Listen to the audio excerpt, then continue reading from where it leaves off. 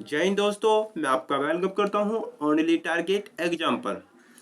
आज ज्योग्राफी के पार्ट 3 में हम डिस्कशन करेंगे ग्लोब के लॉन्गिट्यूड के बारे में। लॉन्गिट्यूड क्या होते हैं, किस प्रकार से ये हमारे समय के लिए महत्वपूर्ण होते हैं, किस प्रकार से हम इनके द्वारा समय का निर्धारण करते हैं, इन सभी बातों का डिस्कशन हम इस लेक्चर में करेंगे। अगर ये लेक्चर आपको अच्छा लगता है तो प्लीज चैनल को सब्सक्राइब कीजिए, लाइक कीजिए एंड अपने दोस्तों के साथ शेयर कीजिए। टाइम न वेस्ट करते हुए आज के लेक्चर को प्रारंभ करते हैं। तो दोस्तों, लॉन्गिट्यूड का मतलब होता है, यानी कि लॉन्गिट्यूड अगर ट्रिक हिंदी में जो इसे बोलेंगे देशांतर बोलेंगे, अगर याद रखना होगा इसे तो लॉन्ग का मतलब होता है लंबा, अर्थात जो सीधा हो उसे याद रखना। जो यानी कि सीधी रेखा होगी उसे क्या कहा हमने, लॉन्गिट्यूड। जैसे हमने अक्षांश खींचे थे ऐसे ही पृथ्वी को विभिन्न रेखाओं में बांट दी, यानी कि उसमें जो परपेंडिकुलर रेखा है, लंबवत रेखा है, ऐसे ही हमने उसमें लंबवत रेखा खींच दी है। कहां से खींची है हमने, कोई ऐसे ही यहां क्या मान लिया, 0 डिग्री एक प्रधान याम्योत्तर रेखा मान ली थी। ठीक है, प्रधान याम्योत्तर रेखा मान ली थी, उससे हमने क्या खींचा, एक रेखा खींची और उसके ही हिसाब से सारी रेखा हमने खींच दी है, यानी कि ड्रॉ कर दी है। अब ये जो रेखा हमने यहां से खींची है ये क्या करेगी, ये हमें टाइम का निर्धारण करेगी हमारे लिए। ठीक है दोस्तों, क्या करेगी, टाइम का निर्धारण करेगी। और ये जो रेखा गुजरती है ये अगर हमारा विभिन्न परीक्षाओं में पूछा जाता है कि प्रधान याम्योत्तर रेखा कहां से गुजर रही है, तो प्रधान याम्योत्तर रेखा ग्रीनविच वेधशाला के मध्य से गुजरती है, जो लंदन की ग्रीनविच वेधशाला के मध्य से, यानी कि उसके बिल्कुल जैसे अगर ये ग्रीनविच वेधशाला है तो इसके लगभग मध्य से ही होकर गुजर रही है, ये बिल्कुल बीचों बीच इससे काट रही है। ये काल्पनिक रेखा है। ठीक है दोस्तों, क्या है, ये काल्पनिक रेखा। जो ये आपको लॉन्गिट्यूड दिखाई दे रहे हैं इन सभी की डिस्टेंस इक्वल है। क्या है, सभी की डिस्टेंस इक्वल है। अगर हम यहां पर जानते हैं कि अगर भारत के यानी कि जो भारत का मानक समय है उसके बारे में जानेंगे, तो भारत की जो प्रत्येक देश का अपना मानक समय अलग अलग होता है।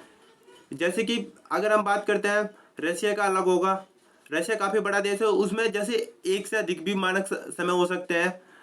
ऐसे ही भारत का भी मानक समय अपना अलग है, क्योंकि रशिया में काफी बड़ा देश है, उसके 4 से 5 से भी अधिक हो सकते हैं। ऐसे ही अमेरिका का अलग होगा।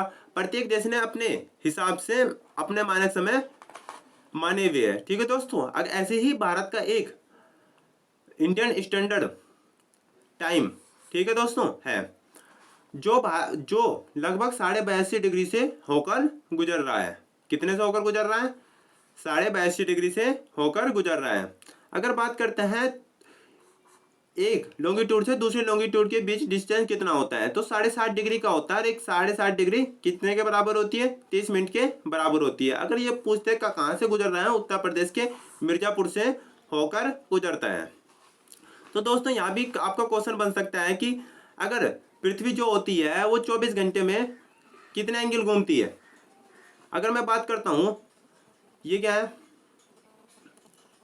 180 का एंगल है। ऐसे ही पृथ्वी के दूसरी ओर होगा 180 का, तो कितना हो गया, पृथ्वी क्या होती है अपने अक्ष पर 360 डिग्री घूम जाती है। कितने घंटे में, 24 घंटे में, जिसके कारण दिन रात होती है। जब 24 घंटे घूम गई है तो 24 घंटे इक्वल टू मैंने 360 डिग्री के बराबर रख लिया, और एक घंटा जब मैंने 24 से भाग दिया तो एक घंटे बराबर 15 डिग्री निकल के आया। तो अगर हमारे से पूछा जाए कि एक घंटे में कितने डिग्री होते हैं, तो हम बता देंगे 15 डिग्री हो गए। अगर पूछा जाए एक डिग्री कितने मिनट के बराबर होता है, तो 4 मिनट के बराबर होता है। अगर बात करते हैं हम लॉन्गिट्यूड, जैसे कि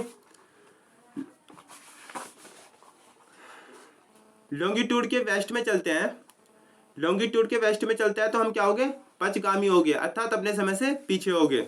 अगर हम ईस्ट में चलते हैं तो अग्रगामी हो गए, अर्थात अपने समय से आगे हो गए। इधर अगर हम इधर चले गए तो अपने समय से क्या हो गए, पश्चगामी, अर्थात पीछे हो गए। अगर इससे आगे चले गए, यानी कि जो ये हमारा प्रधान याम्योत्तर है, प्रधान याम्योत्तर रेखा है, इससे आगे चले गए तो हम क्या हो गए, अग्रगामी हो गए अपने समय से। इधर क्या होगा, पश्चगामी हो गए। ठीक है दोस्तों, अगर ये लेक्चर आपको अच्छा लगा तो प्लीज चैनल को सब्सक्राइब कीजिए, लाइक कीजिए और अपने दोस्तों के साथ शेयर कीजिए।